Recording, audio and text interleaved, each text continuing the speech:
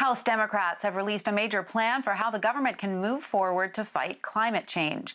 The Climate Crisis Action Plan by the House Select Committee released the report yesterday.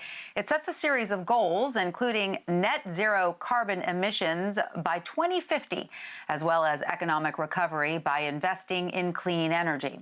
For more on all this, I'm joined by Congresswoman Castor. She represents Florida's 14th district and is also the chair of the House Committee on the Climate Crisis. Welcome, Congresswoman. Great to have you with us. First off, why do you believe this action needs to be taken on climate change?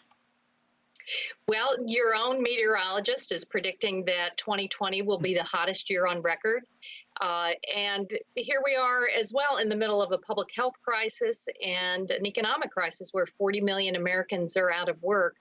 So our detailed plan to solve the climate crisis is a win-win-win because it charts the course to building the clean energy economy with hundreds of thousands of jobs here in America, but also charts a way to improve the public health, the air that we breathe, and do it in a way that benefits all of us as we dig out of this economic crisis. We have a plan for those good paying jobs to help us build the clean energy economy, but also make our communities more resilient to the costly impacts of climate. And Congresswoman, this plan, the Climate Crisis Action Plan, is detailed indeed. It is over 500 pages long. Can you give us some of the key recommendations and how you plan to accomplish them? Yes, we recommend that America go to renewable energy and clean energy as soon as possible, no later than 2050. That means in the power sector, we've got to unleash the power of the sun and capture the power of the wind and put that to work for consumers. We need a changeover in the vehicles we drive, in the cars we drive. We say over the next coming years that those cars, American made, American built, have to be electric.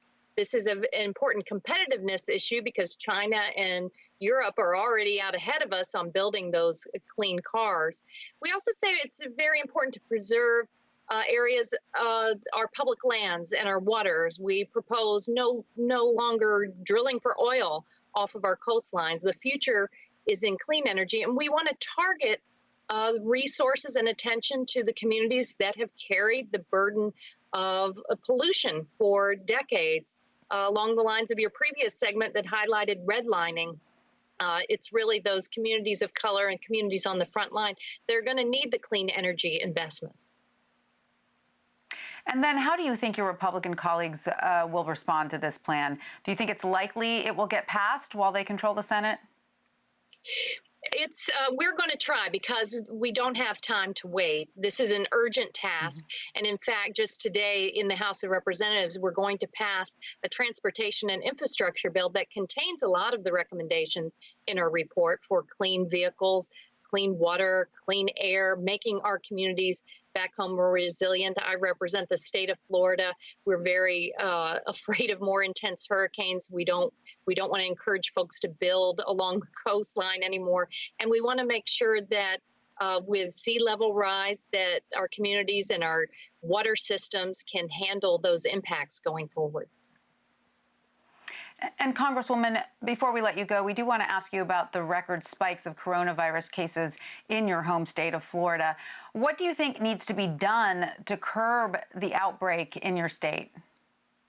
Yeah, whether you're talking about climate or you're talking about COVID, it's very important to listen to scientists, listen to experts, public health experts, and they've been telling us all the way along to stay home, stay safe, wear masks, social distance. And unfortunately, here out of the White House and in the state capitol in Tallahassee, our leaders are not listening to scientists and the public health experts. So it's really incumbent upon citizens to keep their families safe, stay safe themselves, especially this 4th of July weekend. There's a lot at stake. Let's stop the spread. And one of the weaknesses as well has not been the scaling up of rapid, widespread testing. We've been pressing the White House to do this, and unfortunately they have not instituted that plan. That would go a long way to ensuring that when schools reopen, if people are going to go back to work, they feel safe. Absolutely. Well, Congresswoman Kathy Castor, thank you so much for joining us. We really appreciate Thank your you. time.